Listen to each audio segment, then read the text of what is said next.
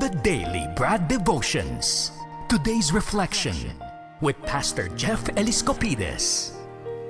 Praise God for another glorious Thursday morning with Brad Jeff Eliscopides. As I mentioned today, since day one po atin ang kasama sa programang ito si Brad Jeff at kami po yung lubos na nagpapasalamat sa kanyang pagpapagal sa ating pong programa para maghatid po ng magandang balita. Brad Jeff, salamat na marami. Happy anniversary sa ating lahat. Good morning, Brad Ted. Good morning, Cha. Happy anniversary. Tandang-tanda ko pa din ang ating first day. I think nasa Tagaytay ako noon. First day of school ng mga bata noon. Kaya nare-recall ko pa. Medyo naglalag pa internet ko ng mga unang panahon. Good morning. Oo, pero naalala ko din na Brad Jeff, no, na noong tinawagan kita katanghalian din, araw yun ng Sabado. Opo, araw yun ng Sabado para ialok sa iyo itong segment na ito para nga sa magandang balitang ihahatid ng ating programa. Hindi ka nagdalawang isip para sabihin na, Ted, sang-ayon ako dyan. Amen. Salamat na marami. I agree and I will do it. Yan. At sabi ko sa kanya, Brad Jeff, higit sa lahat, wala itong bayad. Ikaw na ang gagasta. Oo, sa internet mo at sa lahat ng mga pangangailangan mo, etc. Oo. Sabi niya, walang problema.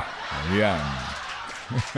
alam mo, Brad Ted, yung blessing ni Lord, hindi monetary lang nasusukat. Yes, may blessing na monetary ang tao, pero hindi mo lang alam, Brad Ted, at siya how much I became so blessed. Sobra yung pag-aaral ng salita ng Diyos. Yung mga kaibigan ko nga, tinatanong ako, Brad Ted, Jeff, paano mo na-maintain everyday? Talagang, paano mo na-prepare yung topic? Sabi ko, ba't ka mauubusan ng topic? Konting trivia lang, Brad Ted, ano?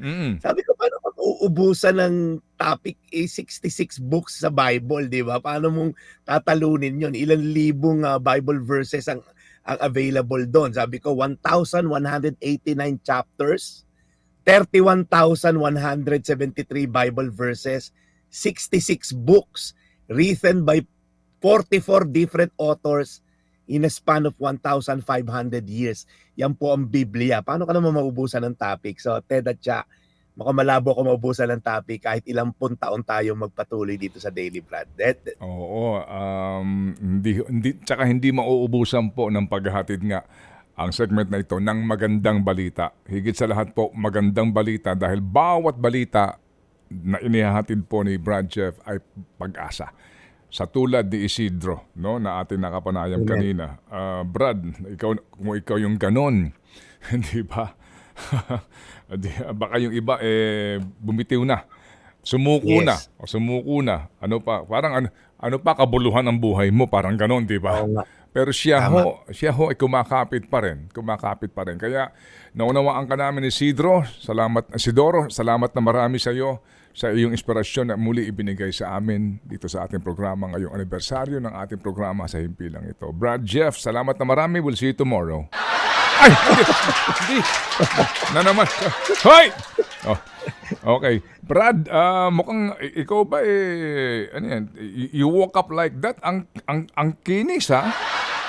In fairness, ha? Maganda yung ilaw. Magandang pailaw. May dala ka bang floor light dyan sa kotse mo? O araw lang ba yan? O talagang natural lang yan? Actually, Ted, alam mo, pag inborn, mahirap talagang pagpapangiti. Kala ko pag ingrown. Hindi, maganda lighting siya. Maganda lighting dito. Meron tayong mission ngayon, Brad Ted, isang real estate company. Ako'y mag-i-speak sa kanilang last stretch ng kanilang sales rally. So, 11:00 pa naman, naabot tayo. Okay, sige. So, Brad Jeff, marami nag-aabang dito. Ito na po ang magandang balitang hatid ng The Daily Brad.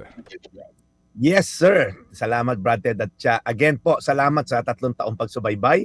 Simulan na ulit natin ngayong araw na to, yung mga miracles ni Jesus. Ayan, mga miracles po.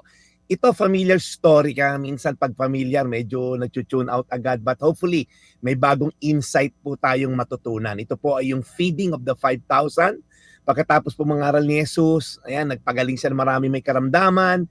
Gumagabi na, lumapit sa kanya yung mga disipulo niya. Sabi, Guro, nasa ilang na lugar tayo. Malayo to sa Kabiasnan, dumidilim na. Ang solusyon nila, paalisin nyo na lang po yung mga tao para makapunta sila sa mga katabing nayon, makabili ng pagkain nila. Kasi we're talking of 5,000 men, not to mention po yung mga babae at mga bata. So roughly mga 10,000 to. Imagine niyo punong-puno yung Araneta Coliseum ng tao, nasa gitna ng kawalan. Pero sabi ni Jesus, hindi nila kailangang umalis, pakainin nyo sila. Sarkastiko naman yung sagot ng mga disipulo.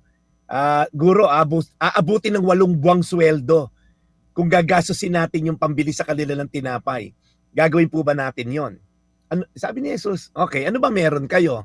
And alam naman po natin yung istorya, may 5 tinapay at 2 isda. Sabi ni Jesus, dalin nyo yung 2 isda at 5 tinapay sa akin na dala ng isang paslit na bata. Sa Mateo 14:19, basahin po natin, kinuha niya ang 5 tinapay at 2 isda, tumingala siya sa langit at nagpasalamat sa Diyos.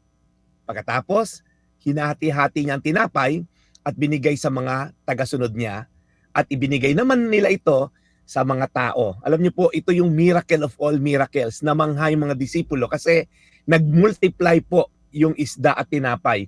To the point, ang dami pang sumobra. 12 baskets pa po yung sumobra after nakakain itong 10,000. Ano natutunan ng mga disipulo? Simple lang po. Anything, even small things, i-offer mo kay Lord, kaya niyang pagyamanin. Alam niyo po yung tungkod ni Moses, humati ng dagat yun. I mean, tungkod lang yun, ano? Yung munting bato na dala ni David, pumatay ng Goliath yon, ng higante. At itong muslit na bata, 2 isda at 5 tinapay, nakapagpakain ng mahigit 5,000. Tanong, ikaw po, ano may pwede natin i-offer kay Lord? Ano ba, maliit lang negosyo mo, maliit lang may ginagawa mo, ano po ba? Uring manggagawa ka, parang feeling mo, may maitutulong ba to kay Lord? Yung buhay mo ba, feeling mo patapon na ba? Wala na bang makwenta? Ang sabi po ni Lord, hindi mo problema kung anong gagamitin ko dyan. I-offer mo sa akin and I'll do something beautiful sa buhay natin. Kaya po, hopefully matuto tayo dito. Lahat po ng i-offer natin kay Lord, kaya niyang pagyamanin. Kahit patapon na at maliliit at seemingly insignificant na bagay. Mateo 14:19, kinuha ni Jesus ang 5 tinapay at 2 isda. Tumingala siya sa langit at nagpasalamat sa Diyos. Pagkatapos, hinati-hati niya ang tinapay at binigay sa mga tagasunod niya at binigay naman nila ito sa mga tao. Tayo po'y manalangin. Panginoon, marami pong salamat sa inyong power na it's not dependent on us. Hindi po nakadepende sa amin kung paano namin pagyamanin ang negosyong maliit, ang buhay namin, ang pamilya. Lord God, anything na i-offer namin sa iyo, i-acknowledge ka. Lord, kaya mong pagyamanin. Marami pong salamat sa katuruan na to. Ang mga tao nakikinig ngayon, na katulad ni Mang Isodoro, Lord, na parang feeling nila, ito na lang ba ang buhay? Lord, patuloy silang kumapit at manampalataya sa iyo dahil naghihintay sa kanila ang buhay na walang hanggan. Sa pangalan ni Jesus. Amen. Amen. Amen. Amen.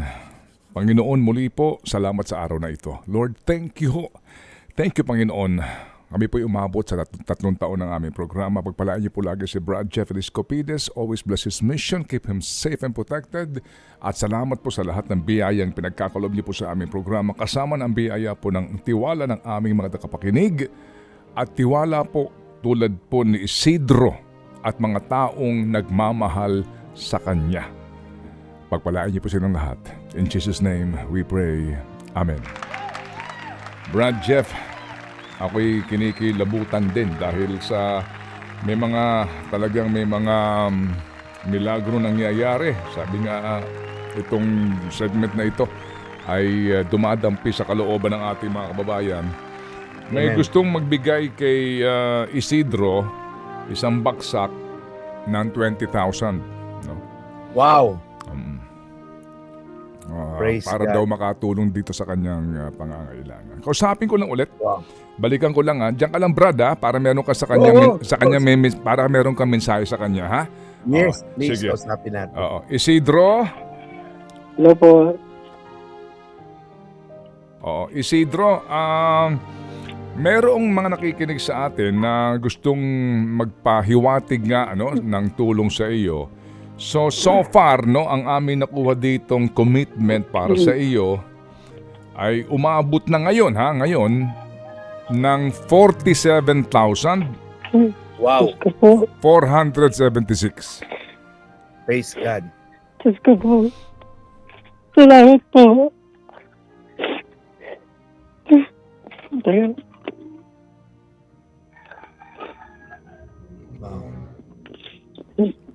Wow. Hello po, Sir Ted. Isidro, eto si Brad Jeff. May mensahe lang sa iyo ngayong araw na ito. Napakinggan niya mabuti ang iyong sitwasyon. Isidro, nagpapasalamat Hello kami po. sa iyo dahil papasalamat kami dahil yung courage mo, yung tapang mo para lumaban, yung kanina kinikwento niya Brad Ted, sa online naghahanap siya mabebenta tapos ipapasa. Alam mo yon, yung hindi ka na natiling despite sa kalagayan mo, hindi ka na natiling umaasa lang at Opo. dependent sa tao. Kaya isa kang ehemplo, patuloy ka lang kumapit sa Diyos at patuloy ka manalangin kasi may mga kwento rin sa Biblia na katulad mo yung sitwasyon. Oo po. Pero sa langit, wala na silang tungkod. Sa langit, wala na silang wheelchair. Dahil sa langit, i-restore ni Lord yung buong pagkatao at katawan mo. Kaya kapit lang tayo hanggang huli, manatili tayong nananampalataya sa Diyos. And of course, wag na tayong, kung meron man tayong mga on the side, gawang kasalanan, kalimutan na natin yan dahil wala talagang mararating pag tayo ay malayo sa Diyos. Amen? Amen po. Isidro? Praise God. Amen. Amen. Amen po. Opo, umiiyak na po si Isidro. Ito po'y luha sigurado po ng kasiyahan. Sa lahat po ng mga nagparamdam ngayon, si Happy C, oo, isang baksak po, 20,000 para sa kanya at mahaba-haba ang listahan ni Maraming Chacha dito. salamat po. Kaya 47,000. Ang kagandahan din dito kay Isidro, despite his handicap, Brad, naghahanap buhay. Yes. Yun, tama. Di ba? Oo. Nang legal, Brad Ted, nang legal. Di ba? Oo. Ang galaw sa mundo ay patas. Alright. Patas. O sige. So Isidro, kaya kami tumawag sa iyo para lang ihatid ang balita. Again ang amin dito, yung challenge kung paano maipapadala sa iyo at yung tatanggap kung sino, ha? Opo. Baka yun lang ang ipapakiusap mamaya ng amin dito ang producer, yung paraan. Oo. Magkaroon man ng delay yan kasi nga gusto lang namin masiguro. Kasi kung ikaw taga Metro Manila lamang, pupuntahan ka na namin para ihatid dito sa iyo yung diretso Pero dahil ikay naandyan sa Calamba, Laguna, malayo-layo ito, yung paraan kung paano may papadala sa iyo, ha? Opo. O sige. One more time Isidro, pasalamat ka sa lahat na nagmamahal sa iyo. Maraming salamat po sa mga anonymous na tumulong po. Maraming salamat po. Hindi ko po ako makakalimutan to. Maraming salamat po. Salamat din sa iyo, Isidro. Muli, salamat and God bless you. Thank you. Salamat na marami. Ayan, sige. So, Brad Jeff, Grabe. Wala another akong masabi, Brad Ted. miraculous, glorious. Opo, pinagpala pong araw ng Huwebes. Salamat na marami, Brad. Mabuhay ka. We'll catch you tomorrow. Yes, Brad Ted, maraming salamat sa ating mga happy anonymous. Wala pong tigil ang inyong pagtulong. Binabati ko rin kaibigan ko si Ed Patron at Deng Patron. Thank you for watching. Ito po ang inyong Daily Brad, your daily dose of inspiration. God bless you more, serving the people. Brad Jeff Eliscopides. Ted Filon at DJ Chacha. Ngayon, nasa Radyo 5, 92.3 News FM. Monday to Friday, 6 to 10 a.m.